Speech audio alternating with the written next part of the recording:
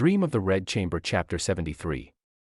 You know that feeling when you are just like sitting in a perfectly quiet room, maybe you're reading, you're just sort of zoning out, and suddenly there is this loud, unexpected crack from the window. Well, yeah. Your heart just instantly leaps into your throat, and for a split second, your brain completely scrambles to make sense of the noise.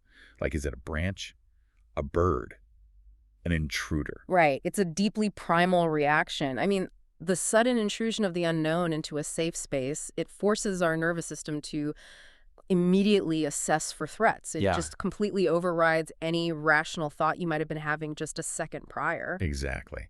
And today, we are taking you into an incredible piece of source material where one tiny sudden noise like that sets off an absolute catastrophic chain reaction. It really does. We are looking at Chapter 73 of the classic Chinese novel, Dream of the Red Chamber, to explore how basically a teenager's desperate lie to get out of a school exam accidentally unmasks a secret underground gambling syndicate. Which is just wild. It is. And it leads to a massive purge of an entire household. Yeah, we are essentially looking at a masterclass in the fragility of complex systems and, the wild trajectory of unintended consequences. So let's bring you right into the inciting incident. Yeah. We are inside this vast, incredibly wealthy aristocratic household, and it is late at night. Right. A concubine named Zhao Yinyang is having a private conversation with the patriarch of the family, Jia Zheng. And suddenly, a sharp noise outside the window absolutely startles them. Just out of nowhere. Right. And it turns out to just be a broken window frame that hadn't been latched properly. It fell, so it's nothing major. But that tiny physical shock on one side of the compound translates into this massive psychological shock for our main character. Yeah, a teenage boy named Bayu. Exactly. Because the immediate fallout of that falling window frame is a terrifying piece of intelligence. Right. The warning. Yes. Shortly after the noise, a maid named Little Magpie sneaks over to Bayu's courtyard under the cover of darkness. And she warns him that she overheard concubine Zhao saying something highly negative about him to his father. Which is bad news. Very bad news. The implication is severe. His father's going to interrogate Bayu about his studies the very next morning. So that physical fragility of the broken window, it perfectly mirrors Bayu's suddenly fragile academic standing. Yeah, that's a great way to put it. We move instantly from a mundane household repair issue to the absolute universal dread of an impending high-stakes test. Oh, the worst feeling. Truly. And the text describes Bayu's reaction so vividly. It says he felt like the Monkey King hearing the magical tight fillet spell. Which is such a specific, intense image. It really is. For anyone who might not be familiar, the Monkey King is this legendary, invincible, mythological figure in Chinese literature, but he wears a magical golden ring around his head. Right. And when his master chants a specific spell, the ring tightens and causes him paralyzing, agonizing headaches. The author uses that specific imagery to communicate just how physically debilitating Bayu's dread is in this moment. And following that wave of panic, Bayu does what any student facing sudden doom does. He conducts a frantic psychological inventory of his own knowledge. The midnight cram session. Exactly. He starts mentally flipping through his syllabus to see what he can actually defend if his father presses him. And he realizes he can recite the Great Learning, the Doctrine of the Mean, and the Analects, even with the extensive commentary notes. Okay, so that portion's secure. Right, but then he considers the Mencius, and he admits it is half forgotten. Like, if his father drops a random quote from it, he knows he won't be able to pick up the next line. Uh-oh. Yeah, and his grasp of the five classics is barely passable. Which is just the ultimate Sunday night terror. We've all been there cramming for a huge final exam, trying to calculate exactly how much we can get away with not knowing. Right, doing the mental math. Exactly. But to a modern listener, hearing a list of texts like The Great Learning or the Five Classics, it just sounds like a standard college syllabus. My understanding, though, is that the stakes here are vastly higher than just getting a bad grade on a report card. Immensely higher. I mean, these texts were not just literature. They formed the absolute foundation of the imperial civil service examinations during the Ming and Qing dynasties. Wow. Okay. Yeah, memorizing them wasn't about personal enrichment. It was the singular, brutal gateway to survival, wealth, and political power in imperial China. There's no pressure. Right. If you could not master these texts, you could not secure a government position, which meant you could not maintain your aristocratic family status. Oh, wow.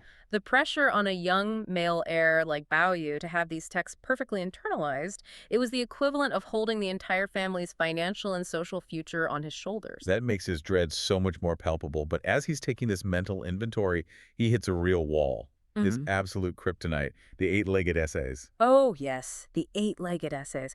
The text points out that Bao Yu specifically despises these essays, and not just because they are difficult to write, but on a deeply philosophical level. Right, he hates what they represent. Exactly. Yeah. He thinks they have absolutely nothing to do with the true wisdom of the ancient sages. He sees them simply as cynical tools for people to, quote, fish for fame and wealth. And his hatred is deeply rooted in the mechanics of how the eight-legged essay actually functioned. How so? Well, you couldn't just have a brilliant original idea and write a persuasive argument. The format required you to write exactly 8 sections, adhering to a painfully strict structural and tonal symmetry. That sounds exhausting. It was.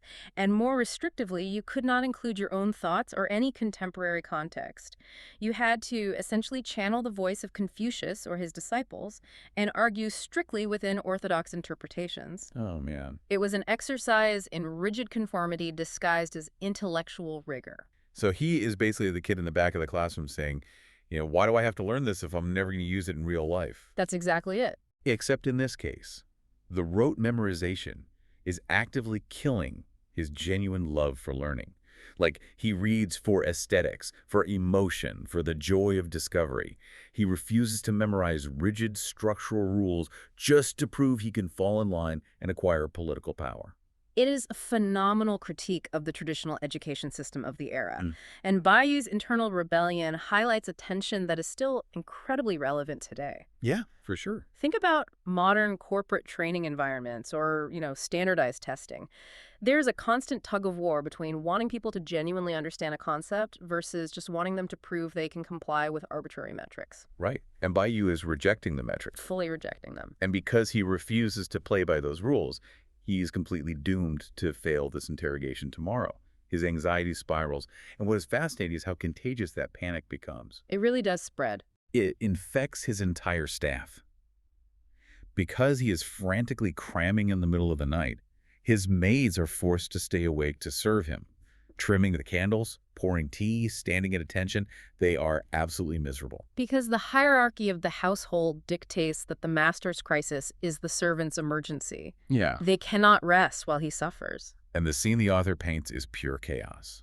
A senior maid named Qingwen is getting so frustrated with the sleepy younger maids that she threatens to physically poke them with a needle to keep them awake. Which is just so intense. It is. Another young maid actually falls asleep sitting up, physically bumps her head against the wall, and wakes up crying. The tension in the room is at a boiling point. It's a powder keg. Exactly. And then suddenly, a maid named Gold Star Glass bursts through the door, yelling that someone just jumped off the outer wall into the courtyard. The perfect disruption. An intruder in the dead of night. Yes. Qingwen, the senior maid with the needle, instantly seizes this moment. She tells Bao Yu, quick, pretend the intruder scared you sick. She is so fast on her feet. Unbelievably fast. She realizes this phantom intruder is the ultimate get-out-of-jail-free card for tomorrow's exam. But she doesn't just suggest the idea. She completely orchestrates the cover-up. Oh yeah, she directs the whole scene. She intentionally makes a huge scene, throwing the courtyard doors open and loudly demanding soul-calming pills so that the adults in the main house hear about the severe trauma Bao Yu just suffered. She spins a random bump in the night into a flawless alibi. She completely weaponizes the panic to neutralize the threat of the father's interrogation. But I have to question her underlying motives here. Right. Like, on the surface, it looks like the classic trope of the hyper-loyal servant doing anything to protect her beloved young master's feelings. Right. But honestly, it reads to me like pure, desperate self-preservation. Interesting. How so? Because if Bao Yu fails his test tomorrow, his father's going to be absolutely furious. And in a highly stratified system, when the boss gets mad at the heir, the punishment usually rolls downhill. Oh. The servants are the ones who will be blamed for, quote, distracting him from his studies. They'll be thrown under the bus. Your reading of her motive actually aligns perfectly with the intense codependency of an aristocratic household. Really? Oh, absolutely. The servants' survival, their daily status, and their physical safety are tethered entirely to their master's success and favor. If Baoyu falls from grace, they lose their protective umbrella. That makes so much sense. And Kingwin's lightning-fast PR spin reveals a crucial dynamic. The actual street smarts and tactical brilliance in this compound often belong to the teenage maids, not the highly educated masters. Wow, yeah. The masters might be busy memorizing the great learning, but the maids have developed razor-sharp survival instincts because they have to navigate the daily reality of this power structure. They are the ones actually keeping the machine running while the executives debate philosophy. But King Wen's fabricated panic ends up working a little too well. Her PR spin is so loud and so dramatic that it bypasses the middle management and escalates the situation to the absolute highest authority in the family. Grandmother Gia. Yes, the matriarch. And this is where the teenage lie triggers the catastrophic chain reaction. Grandmother Gia hears about an intruder in her highly secure garden, and she is furious. Understandably so. She immediately suspects that thieves are operating from within, aided by her own staff. So she calls a massive emergency meeting, and everyone is terrified. But instead of finding a phantom thief hopping over a wall, the searchlights uncover a very real, very deep systemic corruption. Which nobody was expecting to find. No. A young woman named Tanshan steps up and reveals the shocking truth to the matriarch. She basically says, look, there is no thief, but there is a massive gambling syndicate operating inside the garden. And the context here is key. The usual disciplinarian of the household, a woman named Fengji, has been sick. Right. So in her absence, the daily oversight of the staff has quietly collapsed. And it is staggering how far it has collapsed. Tanshan reveals that the servants aren't just like playing innocent card games for pennies to pass the time on the night shift. There are actual syndicate bosses. It's an organized operation. It really is. The gambling stakes have reached massive sums, up to 300 Dayao, which is a fortune in their currency. Yeah. It has gotten so intense that physical fights have already broken out over unpaid debts. Just incredible. It makes me think of an IT department hunting for a minor software glitch because an executive complained their email was slow. And while digging through the server logs, they accidentally uncover a massive company-wide embezzlement ring. That is a perfect analogy. And just like that IT department, Grandmother Gia doesn't just patch the glitch, she audits the entire server. Yeah, she does. When some of the other family members try to brush the gambling off as just a minor vice used by the guards to stay awake, the matriarch completely shuts that defense down. She's not having it. Not at all. The text provides us with a brilliant piece of sociological deduction from Grandmother Gia. I found her logic incredibly sharp. She doesn't just see a dice game. She maps out the entire architecture of the disaster. Right. She states that gambling inherently leads to drinking, as players either celebrate massive wins or mourn crushing losses. And drinking leads to guards getting lazy and leaving the heavily fortified courtyard doors unlocked. Which is the real danger. Exactly. Unlocked doors inevitably invite real thieves. And in a garden specifically built to house young, unmarried aristocratic girls, thieves do not just steal property. They ruin physical safety and destroy reputations, which is the currency of the aristocracy. She possesses a profound understanding of systemic failure. Yeah, she sees the whole picture. She knows that you cannot tolerate rot in the foundation, no matter how victimless it seems on the surface, because everything in that ecosystem is load-bearing. Wow, yeah, load-bearing. She sees the causal chain clearly. A seemingly innocent vice guarantees the eventual collapse of the entire social and moral system of the household. And once that systemic rot is exposed to the light, Grandmother Gia violently reasserts control. This leads to the climax, where the investigators sweep the garden and come back with shocking numbers. The scale of it is just massive. It is. They find 3 big bosses, 8 small bosses, and over 20 regular players. A fully operational tiered casino running right under their noses. Unbelievable. And the punishment she hands down is swift and severe. All the dice and cards are burned, the illicit money is confiscated and distributed to the innocent staff members. And then the physical punishments. Right. The big bosses receive 40 heavy beatings and are expelled from the household forever. The followers get 20 beatings, lose 3 months of pay, and are banished to the absolute lowest, most degrading job on the estate, cleaning the latrines. It is a complete and total purge of the corrupted elements. But the story introduces a complication that makes this purge incredibly messy and emotionally devastating. The wet nurse. Yes. One of the three main ringleaders, one of the big bosses, turns out to be the childhood wet nurse of a young lady named Ying Chun. Now, a wet nurse in this era is not just a nanny. Oh, not at all. This is a woman who literally breastfed and raised you from infancy. In many of these aristocratic families, the emotional bond with the wet nurse is actually stronger and more maternal than the bond with the biological mother, who is often distanced by protocol. They are deeply embedded in the family's emotional fabric, which gives them a unique and highly insulated status. Which is why several of the most beloved young ladies of the house, Dai Yu, Bao Chai, and Tenshin, actually step forward during this tribunal. They plead with grandmother Jia for mercy. This very tense moment. They ask her to spare this one specific woman simply out of respect for her long service and her lifelong connection to Ying Chun. And grandmother Jia absolutely refuses. She doesn't even blink. Her refusal is absolute and uncompromising. And I have to admit, reading that, I really struggled with the morality of her decision. It feels incredibly cruel. It does seem harsh at first glance. Yeah, like putting an elderly woman who raised your grandchild out on the street after decades of service, especially when the most beloved members of the family are actively begging for her to be spared. Right. It feels equivalent to a modern company publicly firing an untouchable legacy employee who maybe made one bad call but has 30 years of loyalty.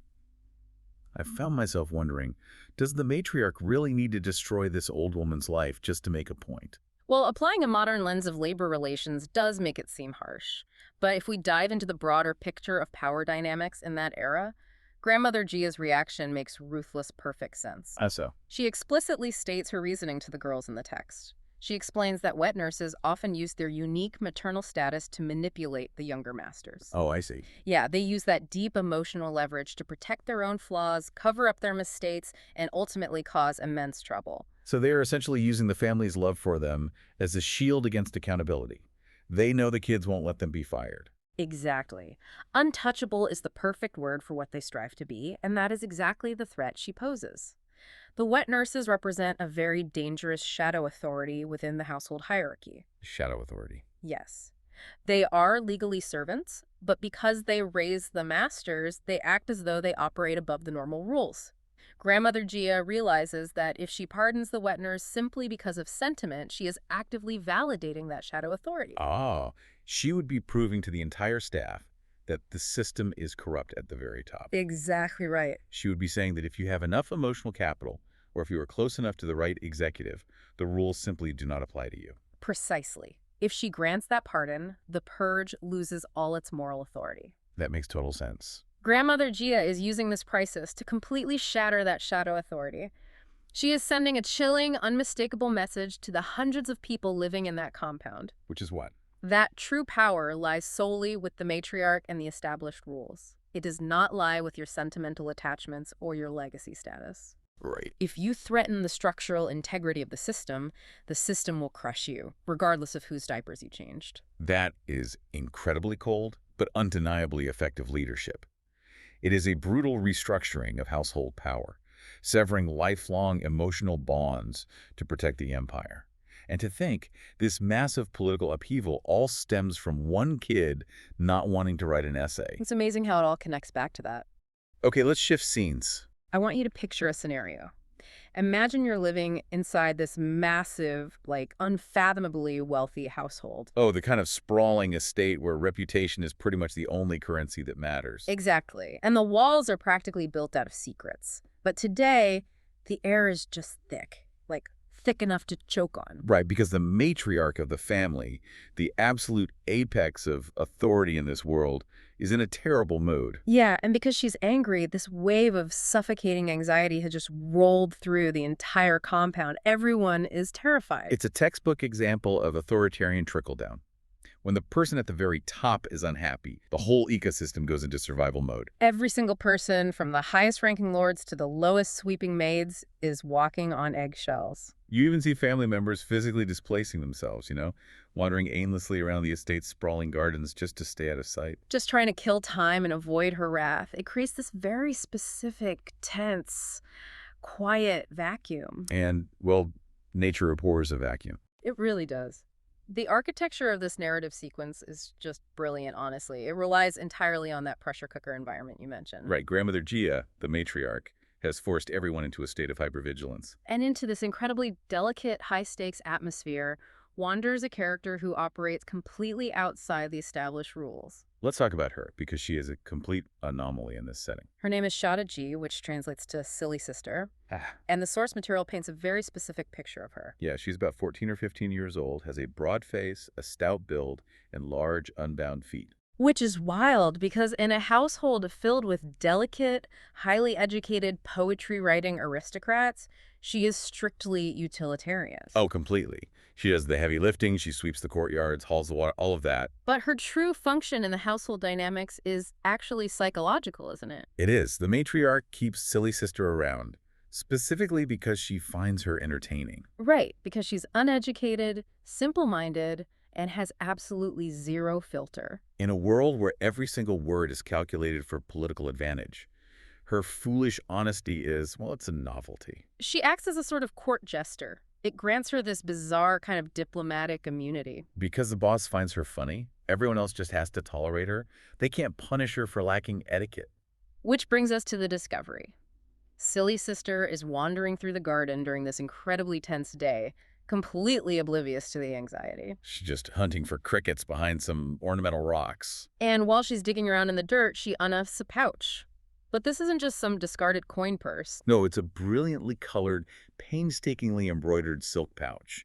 The craftsmanship alone signals that it belongs to someone of wealth and status. But the imagery embroidered on it completely shatters the moral facade of the estate, Yeah, it features what the text politely refers to as a spring picture. which is a highly explicit, detailed image of two naked people embracing, along with some text. We really need to be clear about the stakes here. By the deeply conservative Neo-Confucian standards of this aristocratic family. This object is basically radioactive. Exactly.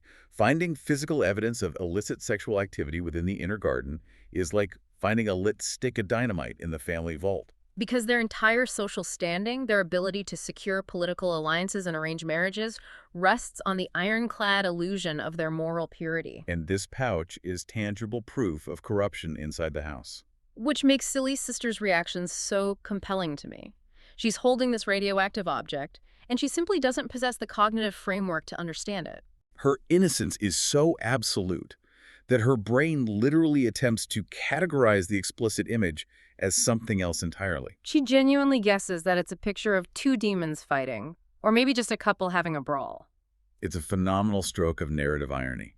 The most scandalous, destructive object in the estate lands directly in the hands of the only person completely incapable of being scandalized by it. It makes me think of, like, a toddler finding a terrifying horror movie DVD and just assuming it's a funny clown video. That is a perfect analogy. Or someone wandering into a highly secure lab carrying a chunk of raw uranium thinking it's just a neat rock. Why is it so significant from a storytelling perspective that the most innocent, clueless person stumbles upon this? By having Silly Sister find the pouch, the narrative exposes innocence as a massive vulnerability. How so? Well, in a household built on secrets and leverage, innocence cannot survive. Her inability to comprehend the pouch means she has no instinct to bury it or destroy it. So she just brings the rot right out into the open daylight.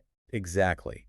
It acts as a mirror, and the moment a truly corrupt character looks into that mirror, the innocence is instantly weaponized. And that weaponization happens almost immediately. While she's cheerfully carrying her neat rock through the garden, she crosses paths with Lady Jing. Lady Jing is one of the senior women of the house, and she's currently wandering the garden solely to avoid the matriarch's bad mood. Silly Sister sees her, and when asked what she's holding, she just smiles and hands the pouch right over. She even dismisses it using a slang term, calling it a dog doesn't know. Basically saying, hey, look at this bizarre, meaningless trinket. But the contrast between Silly Sister's cheerful offering and Lady Jing's immediate visceral terror tells you everything about the invisible tripwires in this family. The source describes Lady Jing turning pale the second she registers what the image is. She grips the pouch dead tight in her hand. And the very next thing out of her mouth is an immediate lethal escalation. She looks at this simple-minded 14-year-old girl and threatens her with death. She tells her that if she breathes a single word of this to anyone, she will be beaten to death. Silly Sister drops to her knees, terrified, and runs away. That diplomatic immunity she had vanishes the second a real secret is in play. Lady Jing understands instantly that the pouch represents an existential threat to the household order, But her reaction also reveals her own specific psychology. Right, because she frightens the girl into silence to contain the blast radius, but then she makes a very calculated choice about what to do with the explosive. She doesn't diffuse it. Wait, I really want to push back on Lady Xing's logic here. If this pouch is a bomb that could destroy the family's reputation, wouldn't a protector immediately destroy it? You would think so. Burn it, bury it back under the rocks. But she doesn't. The text specifies that she hides it in her sleeve, secretly wondering where it came from, keeping her thoughts completely hidden. Right. It feels like she's keeping it as ammunition. Is she actually trying to protect the family, or is she hoarding a weapon? That is the crucial distinction. In a power-hungry environment, a secret of this magnitude is the ultimate currency. And Lady Xing doesn't hold the primary financial or logistical power in the household, right? She often feels marginalized. Exactly. So by slipping that pouch into her sleeve, she suddenly possesses leverage. She doesn't even know whose secret it is yet, but she knows it has the power to ruin someone. Notice how her emotional state shifts. She goes from stark terror to a sudden, potent sense of judgmental superiority. She is literally carrying the moral high ground in her sleeve. And armed with that toxic energy, she leaves the garden and marches directly to the courtyard of her stepdaughter, Ying Chun. She takes that dark cloud of judgment and looks for a place to unleash it.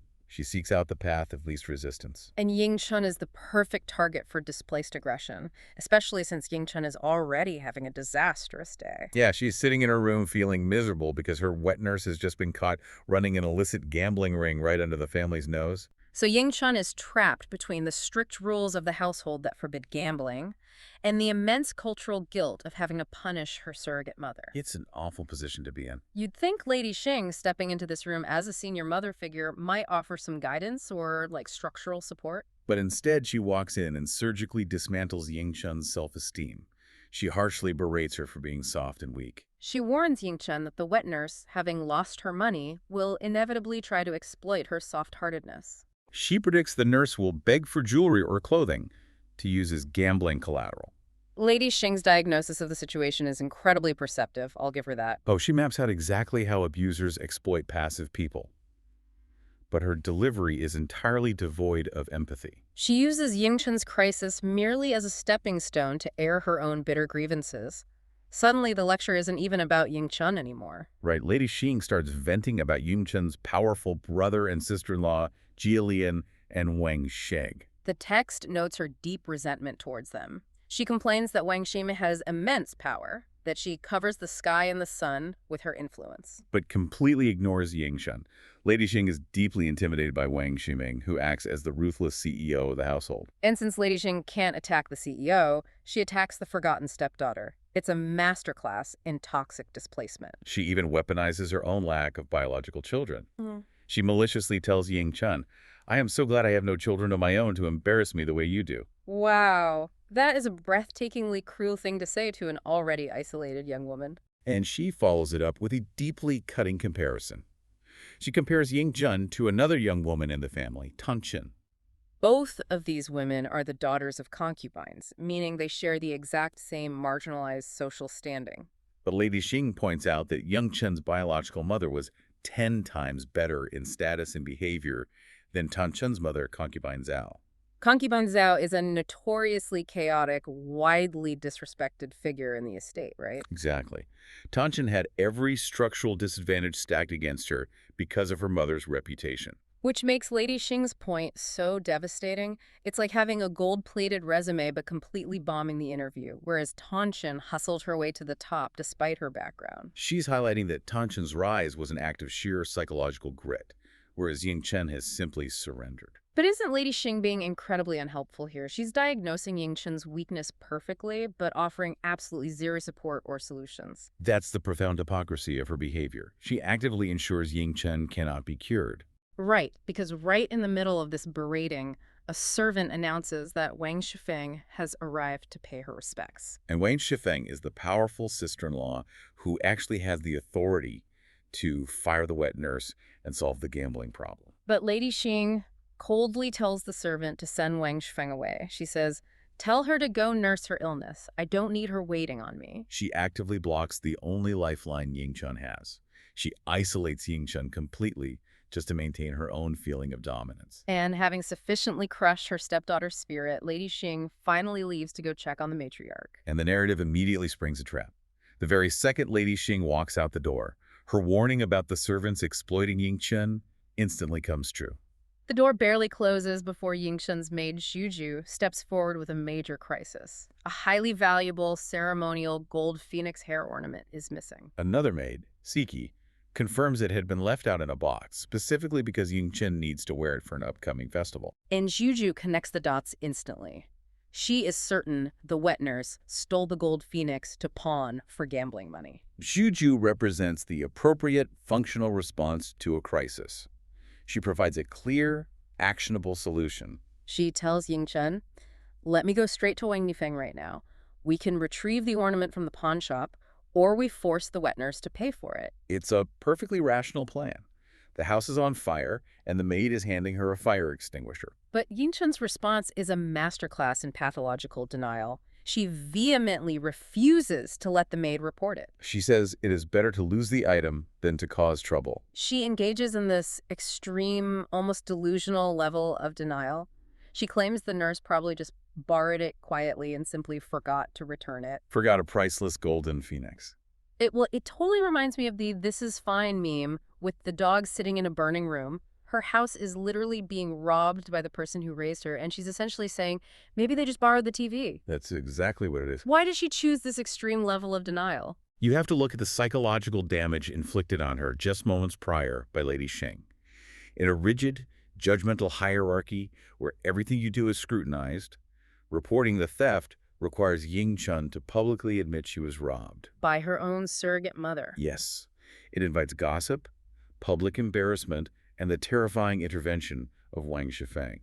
The prospect of that messiness is so overwhelming that she chooses submission. She tells the maid, "Let it go. If we don't wear it to the festival, who cares?" But the maid, Zhuju, sees the fatal flaw in this logic.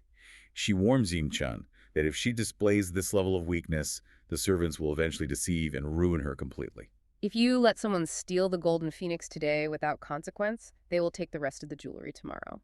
And eventually they'll take your safety.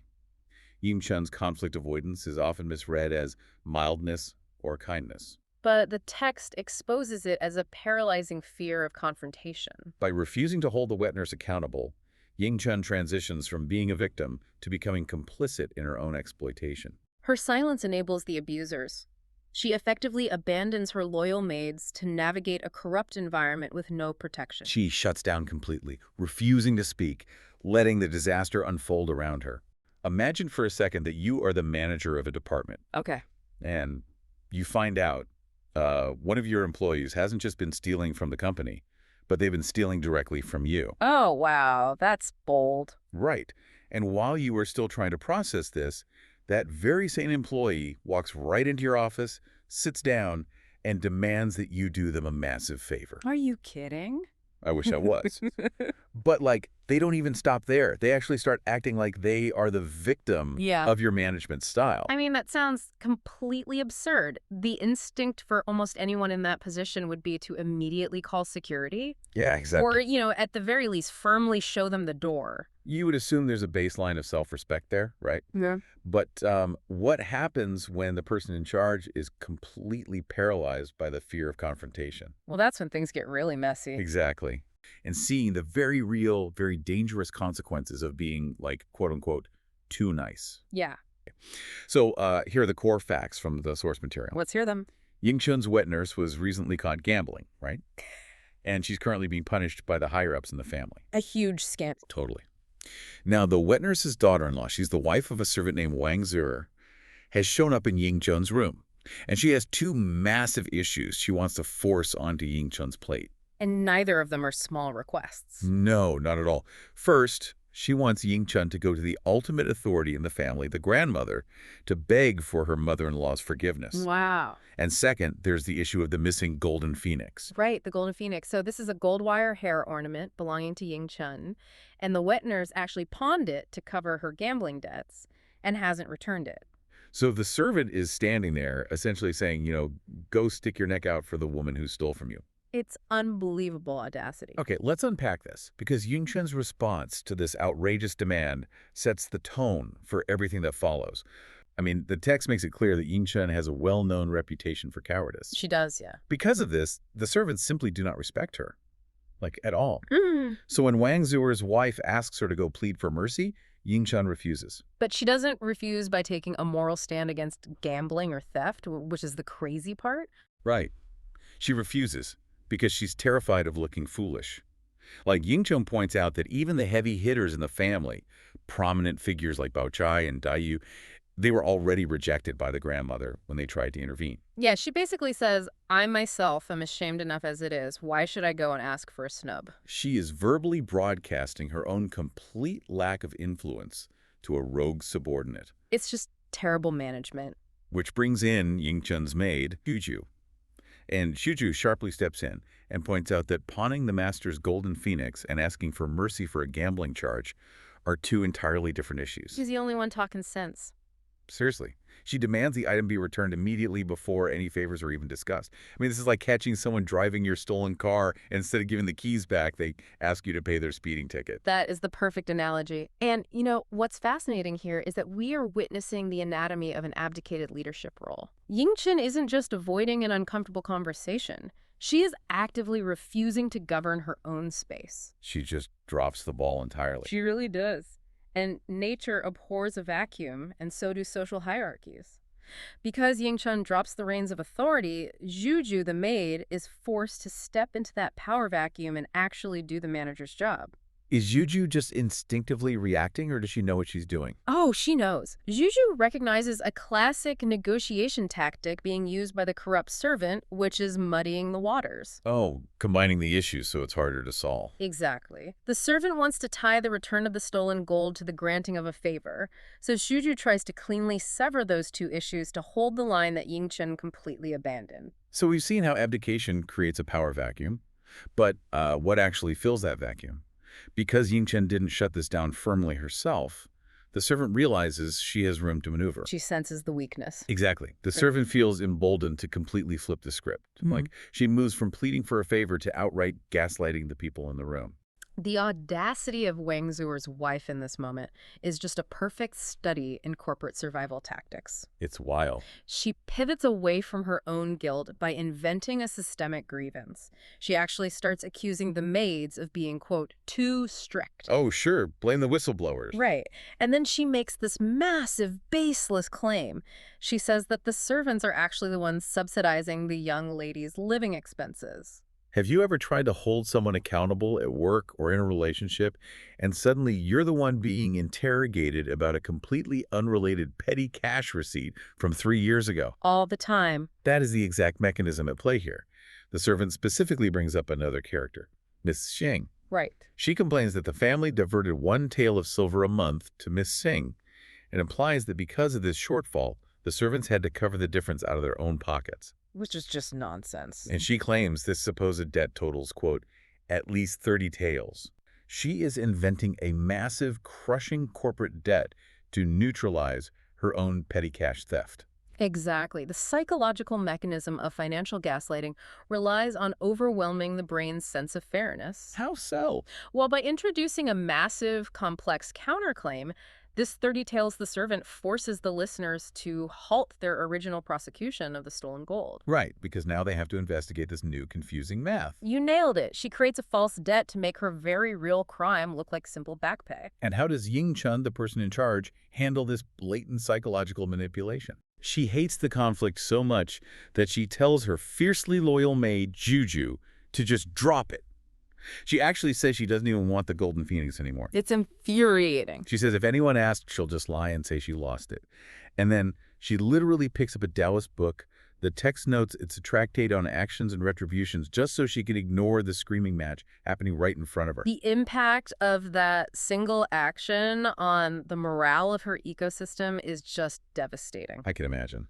The profound unfairness is that Yingchen's desperate desire for peace isn't peaceful at all. I mean, her passivity actively endangers her most loyal employees. Because they're the ones left dealing with the thief. Exactly. Meanwhile, Xuju and another loyal maid, Siki, they start crying. And they aren't crying because they're sad about an argument. No. No, they are crying out of sheer terror that they will be the ones blamed by the higher-ups for the missing gold item.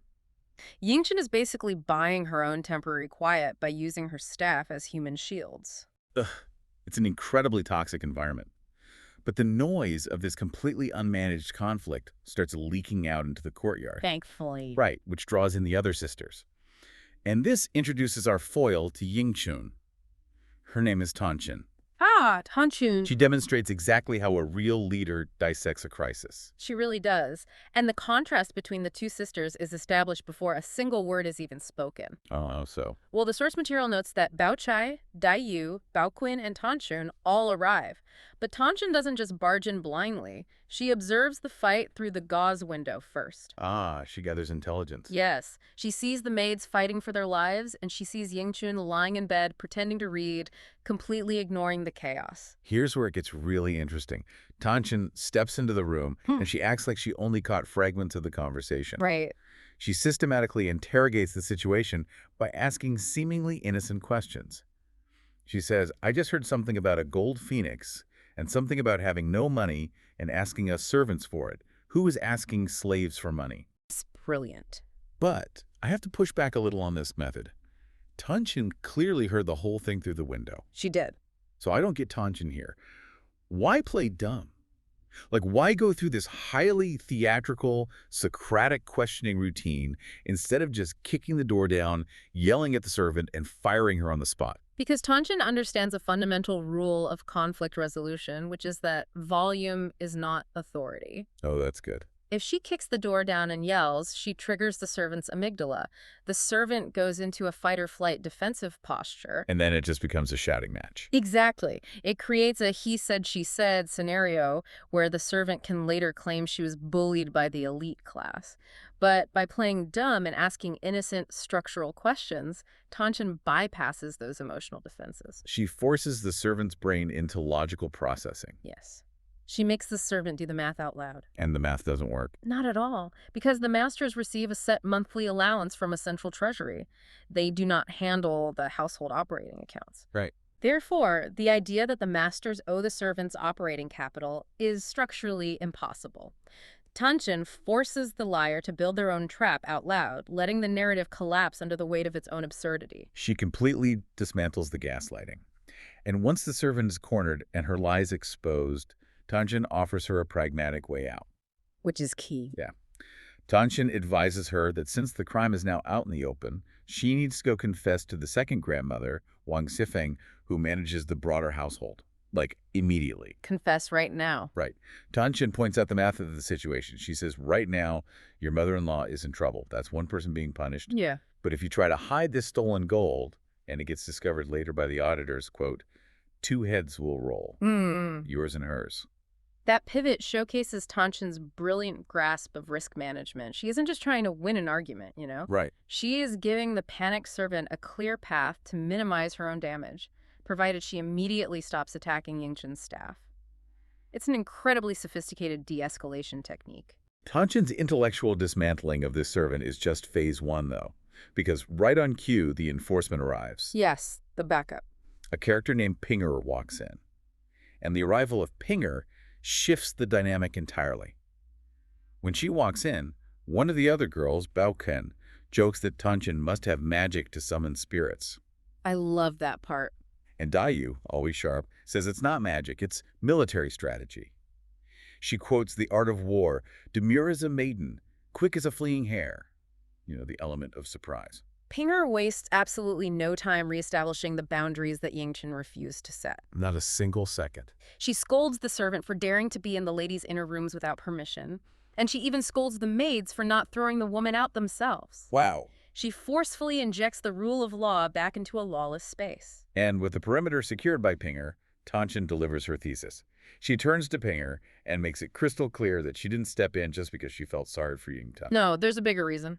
She says, if this servant and her mother-in-law can get away with bullying the good-natured Yingchen, how long until they come after me? How long until they target the fourth sister? It's a valid fear. Tanchen uses 2 very specific idioms here. She says, like mourns like, and when the lips are gone, the teeth are cold. Is Tanjin just projecting her own paranoia here? Like, why does she care so much what happens in a completely different department of the estate? If we connect this to the bigger picture, Tanshin is articulating a profound theory of systemic contagion. Contagion, okay. Yeah. The lips and teeth idiom is an ancient concept in Chinese strategic thinking. It describes two entities that are so closely intertwined that the fall of one guarantees the destruction of the other. Got it. Tanshin recognizes that the social ecosystem of this massive, decaying household relies entirely on unspoken social contracts. The collective authority of the masters acts as the protective lips. And Yingchun's room is just one part of those lips. Precisely. And if the rule of law erodes in Yingchen's quarters, the social contract shifts for the entire estate. Tanshin, representing the teeth, will eventually be exposed to the cold winds of a servant rebellion. Oh, that makes perfect sense. She understands that tolerating corruption in one isolated department inevitably infects the whole organization. If one manager lets their staff steal and gaslight without consequence, it sets a precedent that endangers every other manager in the building. What you tolerate in your neighbor's yard will eventually crawl into yours. Exactly. So Tanshin and Pinger have swooped in, they've stopped the gaslighting, they've cornered the corrupt servant, secured the perimeter, and essentially handed Yingchen a perfect, risk-free solution on a silver platter. They did all the hard work. All Yingchen has to do is nod her head and let them handle the execution. We return to Yingchen to see if she has absorbed anything from this incredible display of leadership. You would hope she learned something. Right. Well, Pinger respectfully turns to Yingchen and asks her how she wants to handle this situation. Right, because she wants to respect the chain of command. Exactly. Pinger notes that it's an easy fix now, but she formally defers to Yingchen, respecting Yingchen's authority over her own staff. And Yingchen's response is staggering. It really is. She laughs. She laughs and says she has absolutely no idea what to do. Come on. I know. She explicitly refuses to punish the servant or the wet nurse. She says, if they return the item, I'll take it. If they don't, I won't. And she flat out states that she will still try to hide the theft from the higher-ups if she can get away with it. She claims she lacks the decisiveness to find a perfect solution that keeps everyone happy. She's demanding an option with zero friction. Which simply does not exist in leadership. By demanding a solution that makes no one mad, she defaults to a solution that leaves her own innocent maids in constant peril. And Dayu watches this stubborn apathy and delivers a devastating line. Oh, this line is incredible. She says to Yingchen, "Tigers and wolves gather at the steps, yet you still talk of cause and effect." That is a piercing critique of relying on passive philosophy during an active crisis. Yeah, she's basically calling her out for reading that book. Exactly.